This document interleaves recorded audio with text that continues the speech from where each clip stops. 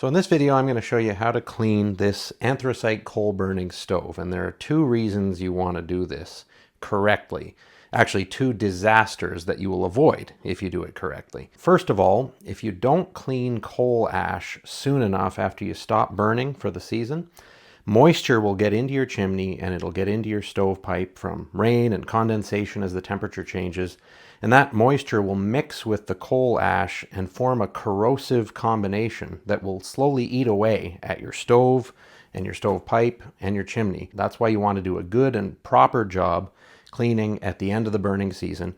And the second reason I'm going to show you this method is so that you can avoid a big mess when you do that cleaning. Anthracite coal burns a lot cleaner than other combustible heating fuels like wood, in that it doesn't form creosote or anything gunky or hard or flaky inside your pipes. But what it does do is form a lot of light, fluffy fly ash. If you just stick a chimney cleaning brush in your chimney, you're going to have ash billowing everywhere, getting all over the walls of your house. If you have a deck or deck furniture, as we do, it's going to cover all of that. This method will hopefully mitigate that problem and again save you from prematurely corroded stovepipe and chimney. We're going to go outside and begin by cleaning the chimney, and then we'll come back in and clean the stove and the indoor section of stovepipe. So this is the base of our chimney here. You can see it's coming through the eaves of the roof and attaches to the indoor portion of the stovepipe horizontally through the wall here. So the first step to cleaning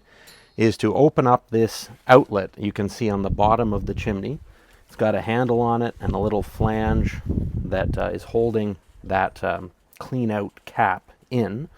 I'm going to remove that and stick these chimney brushes and extensions up there and try to start cleaning. Now the issue is, as I said, the light fluffy fly ash inside this chimney is going to start billowing out like crazy as soon as I open this, and it's going to cover everything. And we've got deck furniture right here and a barbecue and lots of things that I don't want anthracite ash covering. So before I take this cap out and engage the chimney brushes, I've got a contractor sized heavy duty black plastic garbage bag here, which I'm going to try to use to catch everything, including the billow of ash that I'm sure will come out as soon as I remove this cap. As you saw, I have not removed the cap yet. I've got this roll of masking tape here now. I'm going to do my best to secure the bag to the side of the chimney pipe. It's not going to be a perfect job because I've got this horizontal support flange holding up the bottom of the chimney, and it won't ever be an airtight seal or anything like that, but it doesn't need to be an airtight seal. It just needs to be sealed enough that we're not going to have those big, messy, desert storm-like clouds of ash billowing out of here. Now, there's probably going to be quite a weight of ash that comes down. Our chimney is fairly tall here. It's about 8 or 9 feet tall above the surface of the roof, so this tape may not be enough on its own. I'll probably have to hold the bottom of the bag to support it as ash starts to fall down, but we'll cross that bridge when we come to it. Now comes the interesting bit. We'll see if I did a good enough job sealing this bag. I'm going to kind of reach through the bag and feel around down here to feel where that clean out cap is. And I'm swiveling, of course you can't see through the bag, but I'm swiveling the little piece of metal that's holding that cap in place out of the way now. And now I'm feeling around for the handle. There it is, the handle of the cap. And I'm going to just slowly wiggle it, try to wiggle it free. It's a little bit stiff at the end of the season, so I'm going to wiggle it back and forth a little bit here. Oh, there. You hear that sound? I don't know if you can hear it through the microphone I'm wearing, but there's definitely a lot of fly ash coming down. I can feel it down here. There's already some serious weight there. You can see the shape of the cylindrical chimney clean out cap here. I'm going to make a small hole up towards the upper third or so of the bag. Just start with a a little slit and expand it. That should be big enough now to get the top of my 6-inch chimney brush through. There we go. Getting it through. Okay, now before I stick the brush up there, obviously I have a huge hole now, and I'd like to try to seal that up somewhat so that I don't have a bunch of ash falling through. I've scrapped the tape because it wasn't sticking to the bag. There was already a little bit of ash residue on the outside of the bag from making that slice in it, and so I ended up using a heavy-duty clothespin here, kind of twisting the bag shut around the chimney brush. So I think that'll work pretty well. And I'm going to go ahead and start sliding the chimney brush, which is now inside the bag, up the chimney. There may still be a minor cleanup when we're done, but far, far less than there would have been without this approach. And you can hear, I'm not sure how well the mic is picking it up, but I'm hoping you can hear all the ash falling down into the bag with each movement of the brush upwards that I make. Now we'll go up and down a few times, pulling the chimney brush most of the way out and then most of the way back in.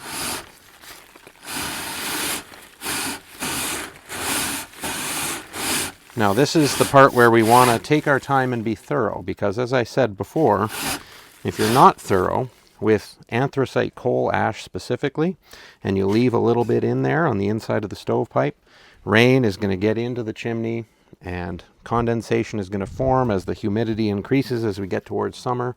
And that moisture is going to mix with that ash and form this very corrosive slurry that has already ruined one of my chimney and stovepipe setups, and I don't want that to happen again for at least a decade. So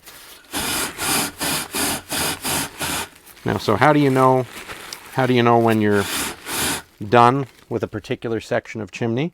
When you stop hearing the ash fall down inside the bag. And in this case, I'm still hearing it a little. So I'm going to continue going up and down a bit.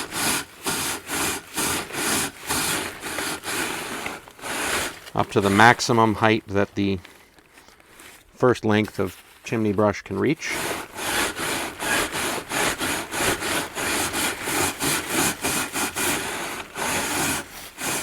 And it's a good idea to rotate the chimney brush as you slide it up and down a little bit too, just get extra thorough cleaning coverage of the inside pipe.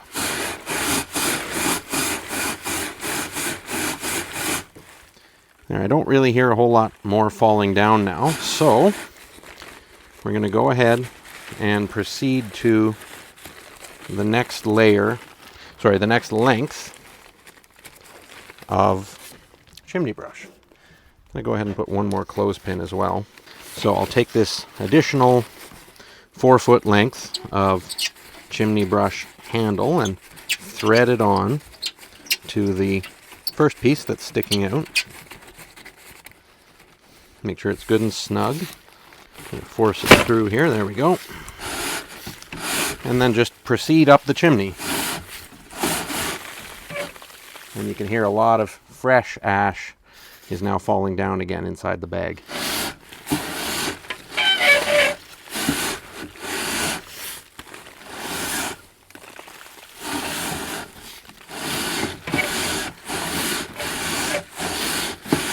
By the way, it's worth mentioning this approach with the bag and the clothespins and the tape. It is useful for wood burning stoves as well. It's not as crucial to get rid of that ash quickly because you're not going to have the corrosiveness if you have wood ash. But it certainly will save you a messy cleanup job, especially, as I said earlier, if you have a deck around and furniture or the wall of a house that you don't want to get all ashy.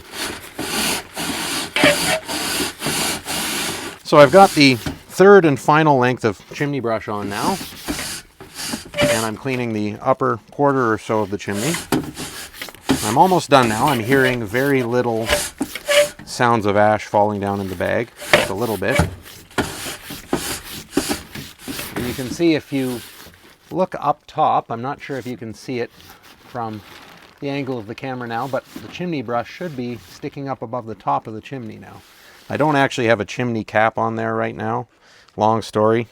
Part of that story has to do with the corrosion problem I mentioned before, which I learned the hard way, and I have yet to replace that cap. But anyway, I think I'm about done now. So I'm going to go ahead and one at a time remove these lengths of chimney brush, unthreading as I go. And I'll just proceed with that. And I'll check back with you when it's time to slowly and carefully remove the plastic bag. So I'm going to carefully remove the chimney brush now that I'm done with it, at least for this stage of the job. We'll be using it again elsewhere, as you'll see. And a little bit of fly ash is coming out with the brush, but I've knocked most of it down to the bottom of the bag. So overall, not perfect. As you can see, there's a little bit of ash on the deck here that did make it through the hole, but so much better than it would have been without some sort of bag or system. And now I'm going to actually leave the bag here, but just sort of reseal the hole with my clothespins. And surprisingly, despite what I said earlier, the tape is appearing to be strong enough, at least for now, to hold the bag with the full weight of ash that fell down from the chimney. Now you'll notice as I reseal this hole, I'm actually giving the bag and the area of the bag around the hole a little bit of a twist. I'm not just pinching it shut, but twisting it, and that leads to a much cleaner seal. We want to eliminate as much fly ash billowing out of there as we possibly can. So 3 clothespins and a good twist, and I don't think anything's coming out of there in a hurry. So now let's go ahead and move back into the house for the stove and indoor stovepipe portion of this cleaning job. So the first step to the indoor portion of this stovepipe and stove and chimney cleaning job is to remove the indoor portion of the stovepipe. Now in my case, I've got a screw clamp here securing this horizontal portion of the pipe to the part that goes through the wall. And so I'm going to go ahead and start by loosening off that screw clamp. And then I should just be able to slide this thing right out of the wall, hopefully with minimal ash billowing out. As you can see, it's coming out of the wall. Now if you look underneath, before I pull it quite all the way out, if you see in that space there, there's a bunch of fly ash in there just waiting to pour into my house. So I'm gonna mitigate that by getting this heavy-duty shop vac ready and running as I pull that horizontal pipe the last inch or so out of the wall. As a matter of fact, I will try to suck some of that fly ash out now before I even move the stovepipe at all. And that's working, as you can see.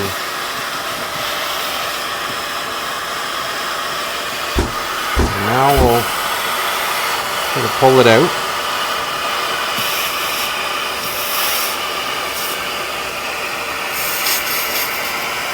Nope. Inevitably, some was missed.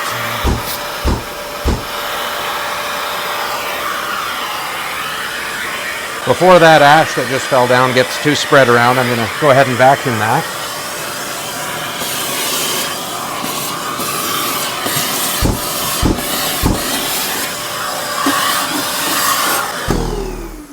That's good enough for now. No matter how diligent you are, as you see, fly ash has a habit of sneaking out. And if you come close here, you can see just how much fly ash has actually built up over the course of this heating season. As I said, I haven't cleaned this for the heating season at all. I don't usually let my anthracite coal stove burn out halfway through and clean it, and perhaps I should, based on how much fly ash is built up there. It never caused any sort of circulation or airflow problems, thankfully, but anyhow, I'm going to very slowly and carefully lift up this stovepipe and bring it outside. And I'm going to try to avoid too much ash dropping. Oh, and I've already kind of lost that battle, but I'll have my cameraman open the door for me, and I'll just sneak out here.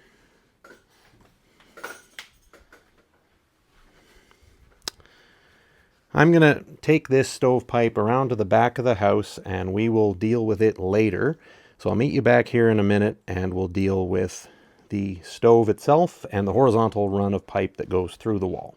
So now that we've gotten the indoor section of stovepipe out of the house, and we'll deal with cleaning that later, it's time to push this massive collection of fly ash here in the through the wall section of horizontal pipe completely out of the wall and down where it will fall through the chimney and into that black plastic bag that's still fastened out there with the tape.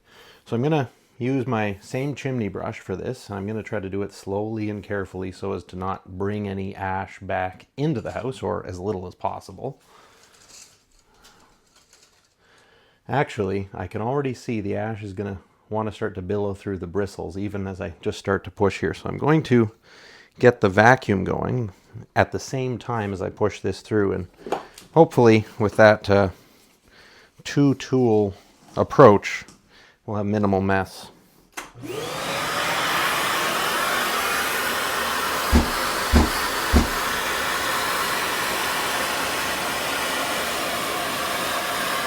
Yeah, that's working pretty well. Now comes the interesting bit, pulling the chimney brush back.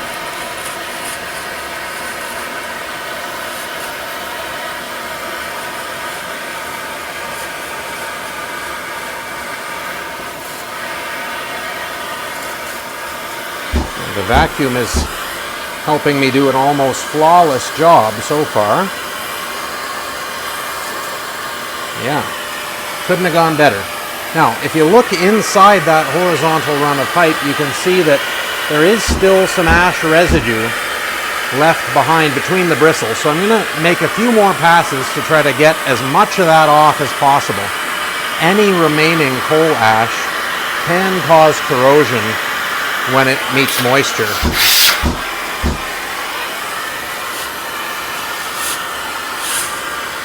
We can go a little bit faster now since most of the ash is gone.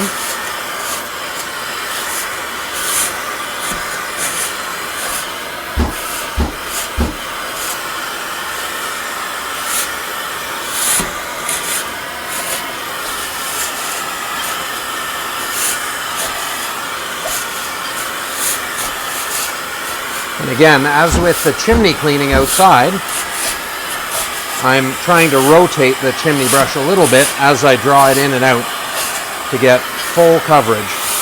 That thumping noise in the background, which you may be hearing by the way, that's the shop vac self-cleaning, knocking the dust particles off of the filter so it doesn't get clogged. Okay, I think we're done now in there.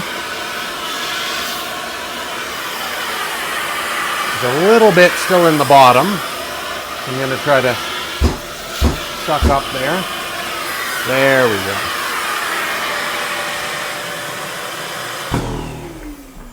So I'm going to start cleaning the stove itself now.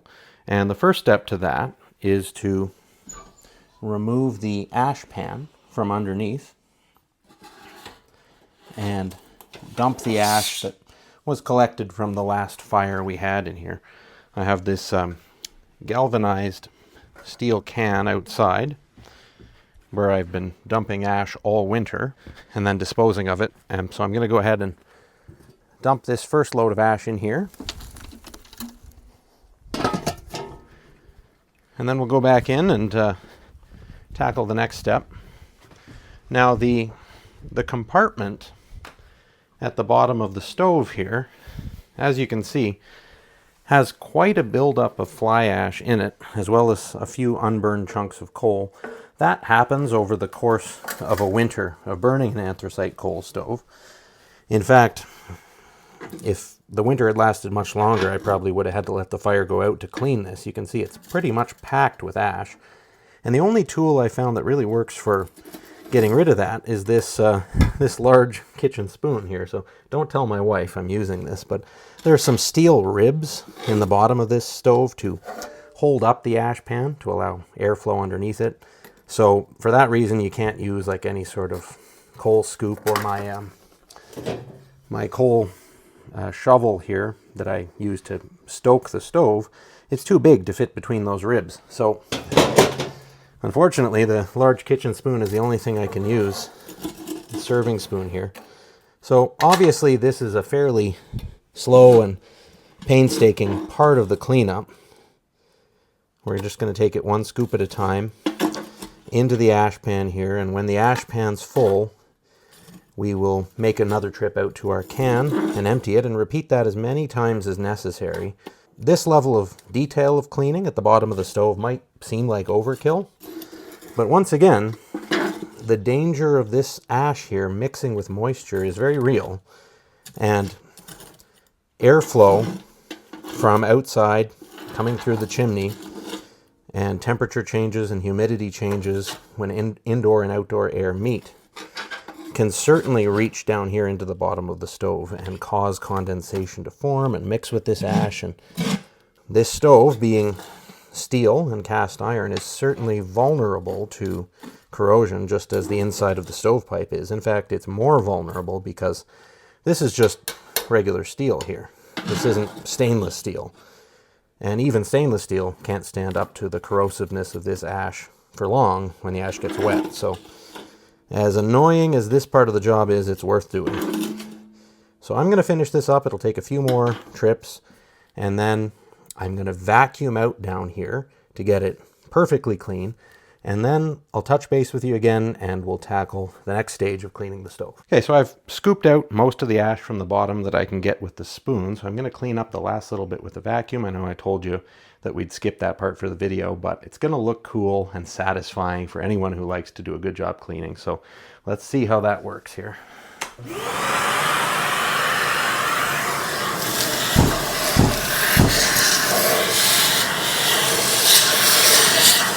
Get the stuff that's fallen down. This fly ash is so light and fluffy that the vacuum really has very little difficulty in sucking it right up.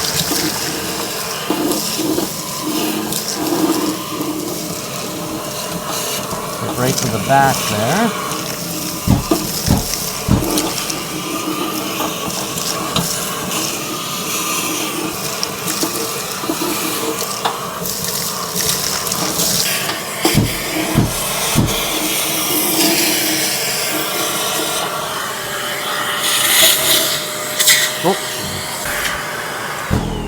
Yeah, the vacuum sucked just goes to show how powerful that shop vac is. It sucked the door gasket right out of its groove here. So I'm going to have to get some gasket cement and try to repair that. But anyway, as you can see, the bottom of the stove is cleaned out now and ready to wait for next season. So I'm going to fix this and then we'll continue cleaning the stove. So I'm going to go ahead and vacuum out the stovepipe adapter now while I have the vacuum out.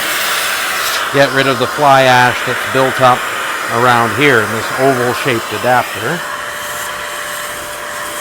There's a fair bit of it caked on there, as you can see. While I'm at it, I'll vacuum this blower fan that's actually mounted back here on the back of the stove. Kind of a nice feature of this particular stove. This is the Chubby anthracite coal burning stove. You can get these stoves at chubbystove.com.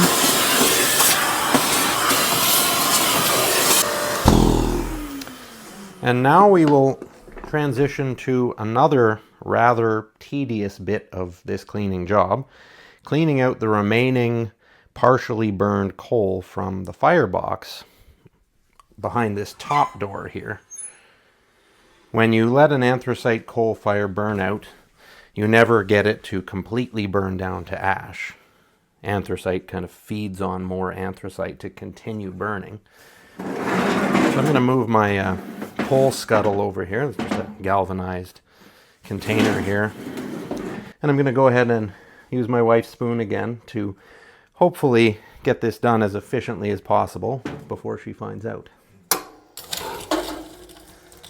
So this is what mostly burned anthracite coal looks like. It's not the usual shiny black rock-like pieces that you may be used to seeing, especially if you've watched some of my other videos.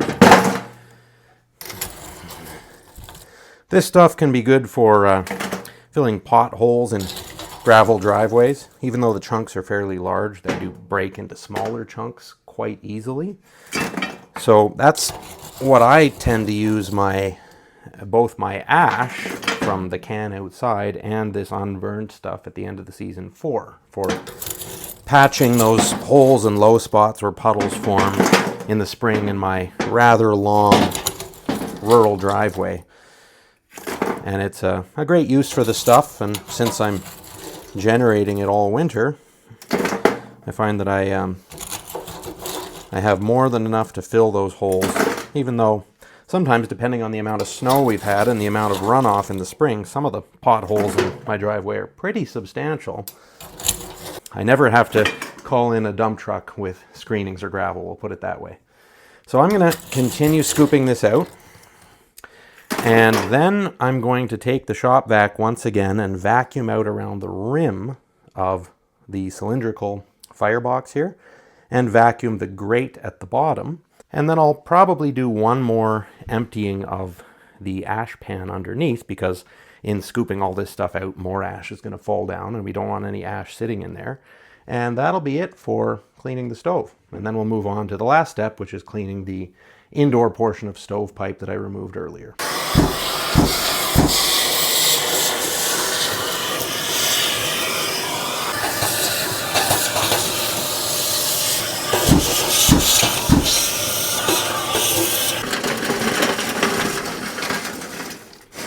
So I was just about to clean this indoor portion of the stovepipe back here behind the house with my same 6-inch chimney brush, but there's a problem. The particular stove I use has an oval-shaped exhaust port at the top, and this oval-shaped adapter down here fits with that, and obviously there's a little bit of a shape discrepancy here, so I'm not going to be able to use this chimney brush to clean inside the stovepipe. But luckily, this is just fly ash, as I've said. So I'm going to start by actually just banging it off on this stone. And already, even before I start banging, you can see the fly ash is already falling out on this rock here. It is billowing a bit, but out here that's okay because I'm a good distance from everything that shouldn't get dirty, other than myself. And you see with every hit, some more is falling out here.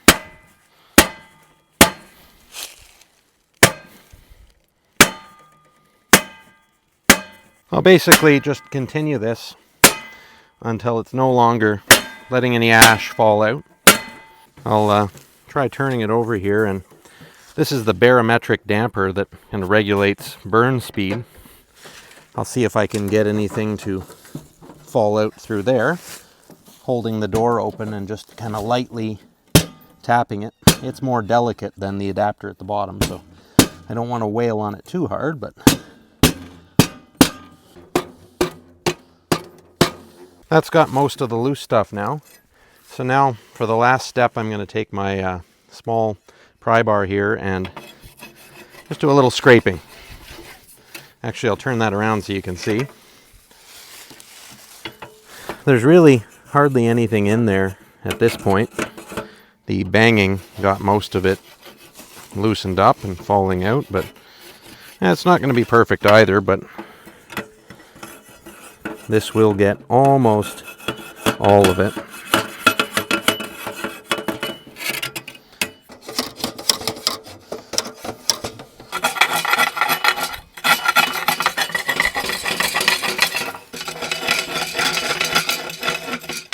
That turn damper is also susceptible to getting ash built up on it a little bit, so I'm going to reach in here, and I think this should be long enough to just tap on that a little.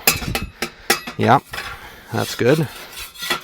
Okay, so I think that gets it as clean as I can and as clean as it needs to be. So I'm going to collect this ash later, add it to my can for that driveway pothole patching work. But let's bring this indoor stovepipe back in, we'll button the stove back up, and everything will then be clean for the season. So we're just going to slowly ease this thing back into place. And there is a little bit of fly ash still dribbling out of it, tiny amount. We'll vacuum that up later. We'll do a final vacuuming when all's said and done. But for now, we'll just get this oval-shaped adapter. Oh, there it is, already thunked down into place on the top of the stove outlet here. And up here on the top end, we'll just push this horizontal run back into its sleeve where it needs to go. Give it a little persuasion there. Retighten the screw clamp that holds it in place.